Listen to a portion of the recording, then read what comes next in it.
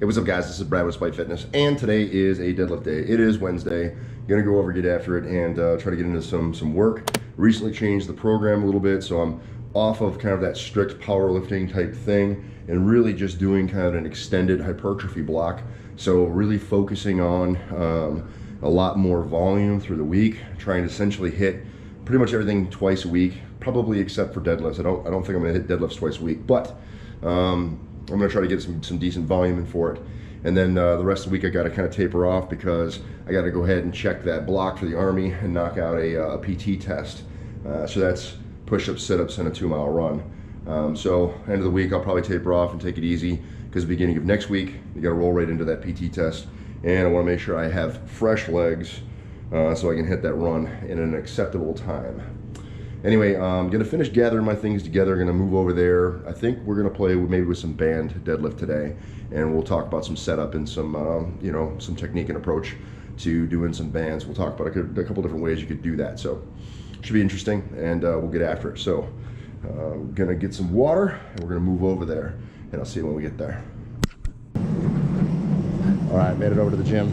I got one treadmill open, so I'm gonna hit that treadmill, you know, in preparation for the run. Get a little bit of the run in and work up a warm-up, and then we'll get into the workout. So catch you after that run. Whew. Not too bad. Quick mile.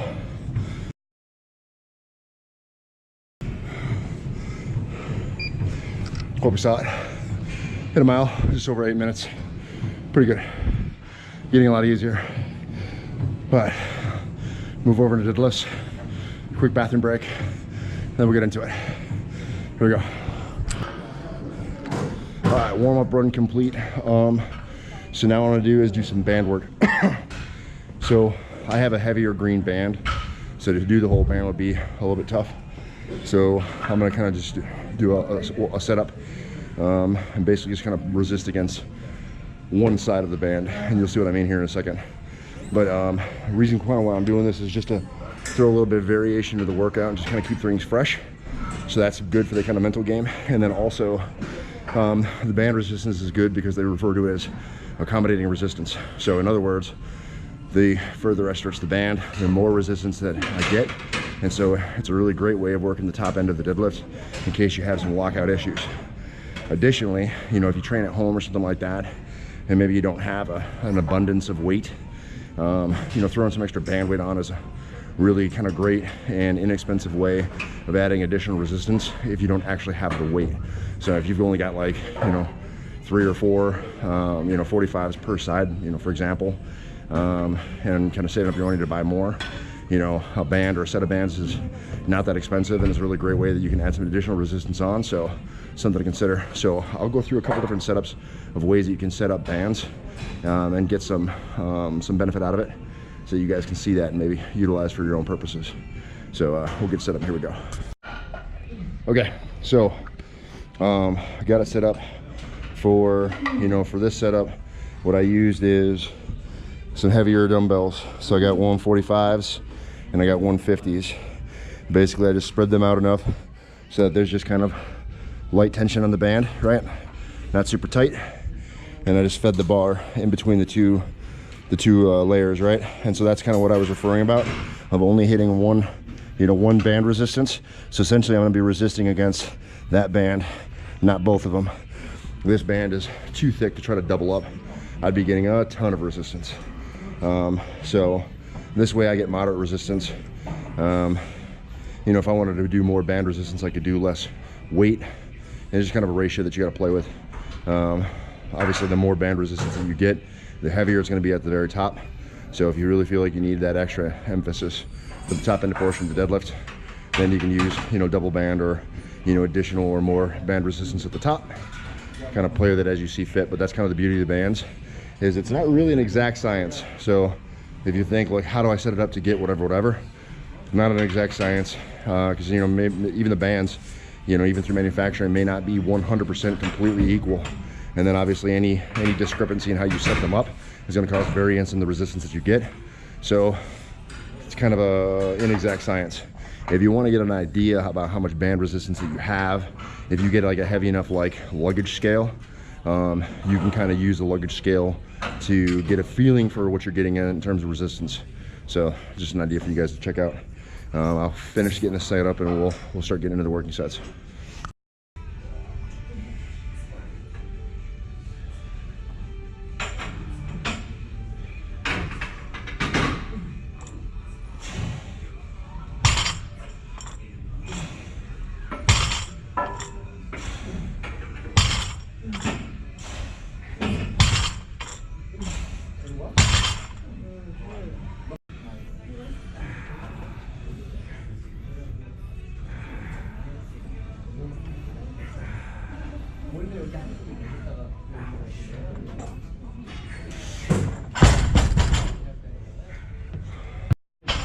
All right. Okay, so you know, basically working into my sets, got, you know, 4 reds on each side. Those are the 55 pounders, so I'm dealing with like 485, should be about 45, and then plus whatever the band weight is at the top. I don't know, it's not super significant, but it's not noticeable, right? Then we got my Padawan over there. Yeah, go ahead, pull. Let me see that form. Do it. Atta girl. So I did a couple sets with her with the bands too, to kind of help her feel the that kinesthetic cue the band's on for stacking and not getting too far forward. And ever since then, deadlift's cleaned right up. So yeah, I think this is gonna be working weight. I'm gonna try for 5s, and we'll see how it feels. Again, I just don't know what the band tension on how it's gonna feel, but I'm gonna fuck with it, see what happens. Here we go. All right, we go. 45 with the bands. Gonna use my Cerberus figure 8 straps. We'll see how it goes.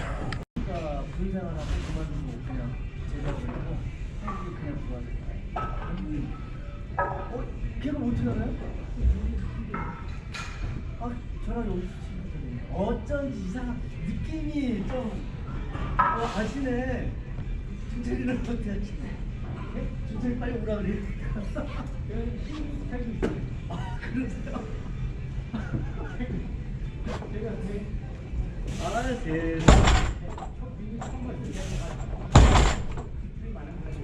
아 어이구 세상에 이런 또 일이.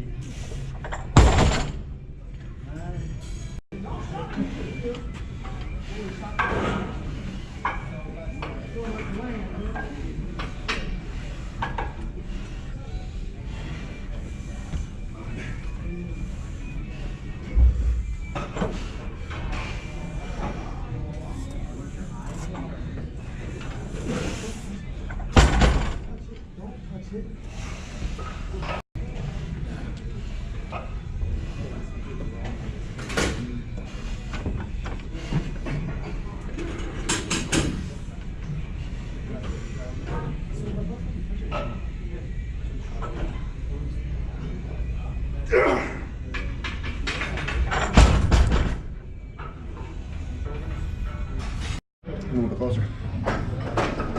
All right, so I talked about earlier how I wanted to try to show a couple different setups for using bands on your deadlift. This platform doesn't really lend itself to being able to do the other way I kind of wanted to show, which is a reverse band, right? So you can take a look at here, take a look at this.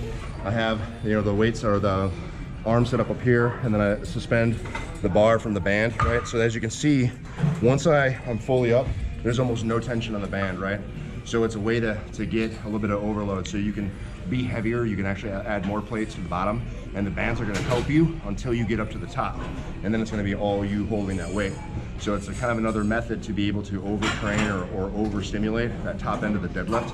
So if you find that you have issues kind of locking out, something like that might be a good way to kind of overload that top end, because it'll give you support through the hole, right? It'll help you kind of pick it up, and then once you get here, it's all you, right? All that dead weight, it's all you. So again, you know, kind of finding different ways to overload portions of the lifts where you tend to fail at is a really good way to try to overcome those deficiencies.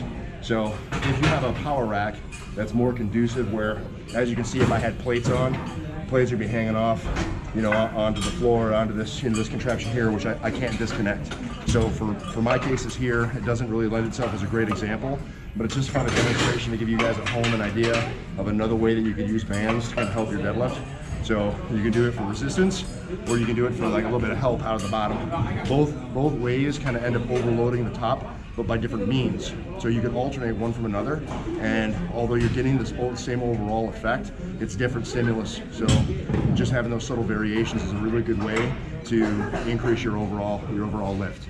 So something that's worth a try. You guys check it out, leave me a comment in the box below and let me know what you guys think. Yeah, that's it. I'm gonna close down the video here. Appreciate you guys watching. You're good? You're good. Yeah, you know, hopefully this kind of stuff will help you guys with your deadlifts at home. Leave any questions, comments, or concerns in the chat box below. I'll be sure to respond. You guys can help me out with the likes, shares, and subscribes. You know, if you have friends that like lifting, just show them my videos, or you know, give them my name and let them look me up. I'd appreciate that a lot. Yeah, guys, remember, no matter what it is you think you can't do, like overcome your sticking points, you got to find a way around it, right? You get in the gym and you train to spike. You're either going to find an excuse or you're going to find a way.